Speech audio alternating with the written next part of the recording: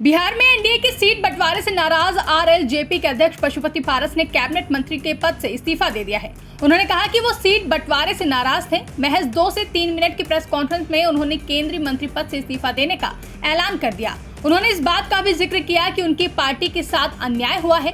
पूरी ईमानदारी के साथ उनकी पार्टी ने एनडीए की सेवा की है। पारस ने कहा कि वो पीएम मोदी के आज भी शुक्रगुजार हैं, लेकिन उनके और उनकी पार्टी के साथ नाइंसाफी हुई है, इसलिए वो कैबिनेट मंत्री पद से इस्तीफा दे रहे हैं। साथियों, कल एनडीए गठबंधन के द्वारा बिहार में 40 लोकसभा सीटों के लिए किस दल को कितना सीट मिलेगा इसकी घोषणा हो गई। मैंने आज से 5-6 दिन पहले प्रेस वार्ता में मैंने कहा था कि हम तब तक इंतजार करेंगे जब तक एनडीए का विधिवत घोषणा नहीं होता। कल विधिवत घोषणा हो गया।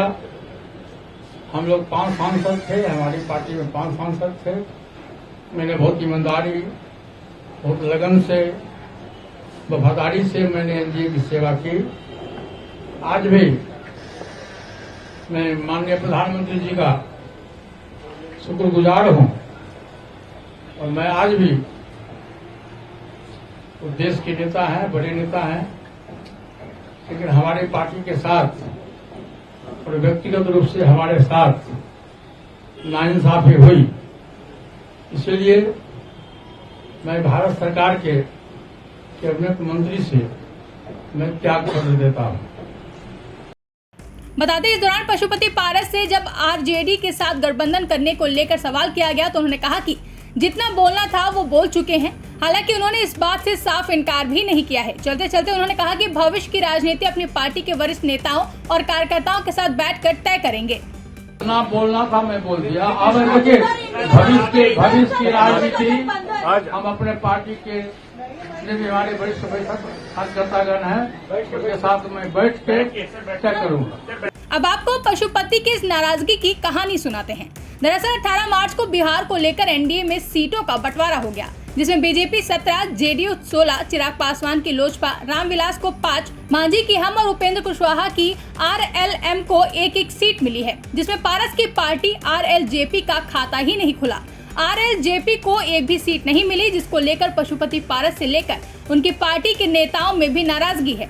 नाराजगी की एक वजह यह भी है कि इस सीट बंटवारे में चिराग की लोजपा को 5 सीटें दे दी गई हैं, जिसमें से 4 सीटों पर पारस गुट का कब्जा था। 2019 लोकसभा चुनाव एलजेपी ने एनडीए के साथ लड़ा था, तब पार्टी में 2 फाड़ नहीं हुई थी, लेकिन इसके बाद पार्टी 2 गुटों में बंट गई थी। इस चुनाव में एलजेपी के 6 सांसद जीते भी थे, जिसमें पारस समेत 5 सांसदों ने अलग गुट बना लिया था और पारस केंद्रीय मंत्री भी बन गए थे। लेकिन इस बार पासा उल्टा पड़ गया और भतीजा चाचा पर भारी पड़ गया। जो सीटें पारस की पार्टी के पास थी, उन पर अब चिराग की पार्टी चुनाव लड़ेगी।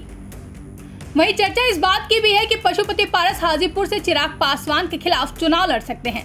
मतलब चाचा भतीजा के इस चुनाव में आमने सामने होने के भी आसार हैं। वहीं बताया जा रहा है कि महागठबंधन से भी पशुपति पारस की बातचीत चल रही है।